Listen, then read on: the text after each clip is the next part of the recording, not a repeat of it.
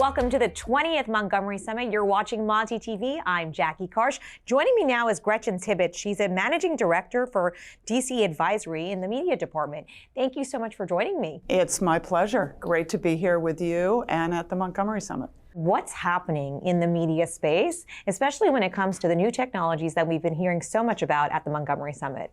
I think it's a fascinating time. It's too early to have definitive answers, particularly what something like ChatGPT is going to do for media companies. But we have two examples already, one where it's worked out pretty well so far, which is the BuzzFeed example. Their stock was trading around 95 cents. Then they made an announcement that they're going to be using AI to generate content for some of their quizzes and things like that. And the stock jumped to 387. Now it's normalized at 142, but that's still a nice bump up on the stock that had been at 95 cents, talking about how they're going to be able to more efficiently and effectively create content. So that's a good sign. Take the other side, CNET announced in January that it had been using AI to generate some of its stories. Turns out that AI is not as smart as we think it is quite yet. And over half of those needed material corrections. So that has not gone well for them. They've had some layoffs recently, about 10% of their staff. Some people say that's because of it. It's anticipation of future efficiencies. We'll wait and see.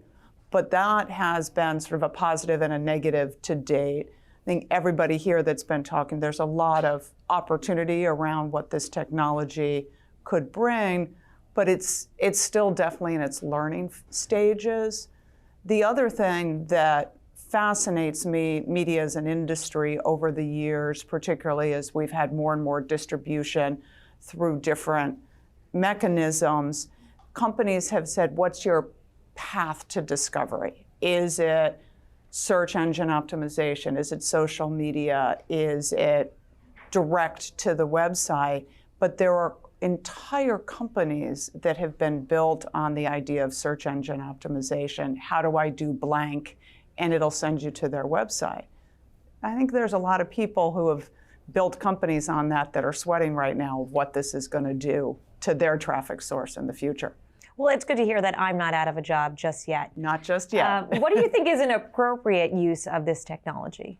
Well, I do think that there's a lot of data gathering and sort of more rote and direct answers that definitely can be used. There is the risk of what's the data that's going in and the programming that's being fed to it. And we've already seen some not very pretty examples of the ability of both the questioner and the data source to cause some outputs that are not what I think any of us want people reading and assuming to be the truth. So there's a lot that needs to be done with data integrity, with the sourcing, with how the programming is being done, that needs to develop. And we think about what's the future and are we going to end up in the Matrix or something like that. I think it's a long way away, but there is still a lot of risk, but a lot of opportunity for this as a tool that's used properly. For those of us of a certain age,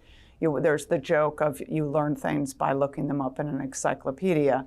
Now you learn things by Googling. Are we going to start learning things through ChatGPT? I think someday that's definitely going to be part of the education cycle.